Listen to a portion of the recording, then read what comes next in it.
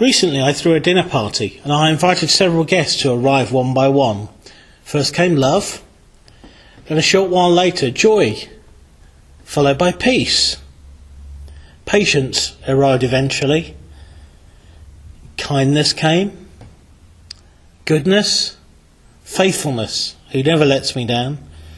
Gentleness came in quietly, and self-control. The room was full, with no seats for anyone else. Everything was going really well. Everyone was getting on. The party was in full swing. When there was a knock at the door, I was so confused. All the guests who I had invited to come were there. I couldn't imagine who else was coming. Who else might be knocking on my door? I opened the door and I saw Anger, and he was asking to come in. I began telling him that he wasn't invited, and then he reminded me of what had happened earlier that day.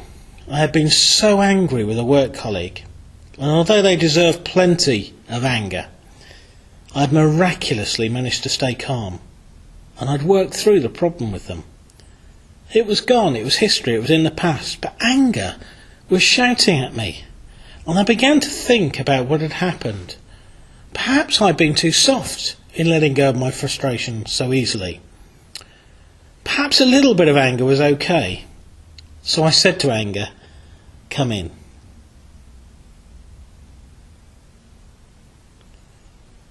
I realised I had a problem, because if I was going to ask Anger to stay, I was going to have to ask someone to leave because there weren't enough seats. Things looked really awkward between Kindness and Anger, and so I asked Kindness to leave. Well, the party carried on, but things felt strained and Anger was acting in a weird way. Everyone was talking and mixing well, but he kept trying to dominate the conversation to remind me that I deserved to be angry. After all, I had been wronged. He was even suggesting ways that I could retaliate. And although love was also reminding me to forgive, Anger kept shouting. The party really didn't feel like any fun anymore. And then there was another knock at the door. I opened it and Jealousy was standing there, asking to come in. She pointed at the neighbours' houses and their possessions and whispered, "Why don't you have those things? After all, you really do deserve them." Well, I couldn't argue with that. I'm a pretty good guy. I'm loving and I'm kind. I probably do deserve many things for the sort of person that I am. "You're right," I said as I invited her in. But I remembered my problem. Not enough seats. If Jealousy was coming in, who was I going to ask to leave? I thought for a moment about Anger. After all, he'd been pretty disruptive. But then he began shouting something new. "Your neighbours have so much, it's not fair. You should be angry about this." So I was thinking about all the stuff I didn't have. I did begin to feel angry. Patience began to explain why I didn't need everything right now.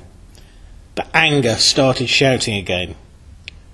A short while later, I asked Patience to leave. Well, this story could go on and on and on, but I hope you get the point. What is it that we want controlling us? Which influences do we want in our lives? And which do we need to tell to leave? We started with the fruit of the Spirit: love, joy, peace, patience, kindness, goodness, faithfulness, gentleness, and self-control. And all of a sudden, anger and jealousy are there, and in making room for them, we've asked kindness and patience to leave. As a result of these two missing attributes, I'm now a completely different person. And I guess it's just something for us to reflect on. Who are we? What is controlling us? Do we want the fruit of the Spirit to grow and shape our lives? Or are we inviting other things to come into our life and to take control? You might want to take some time to turn to Galatians 5 and read the verses there at the end of the chapter about the fruit of the Spirit as you think about this some more.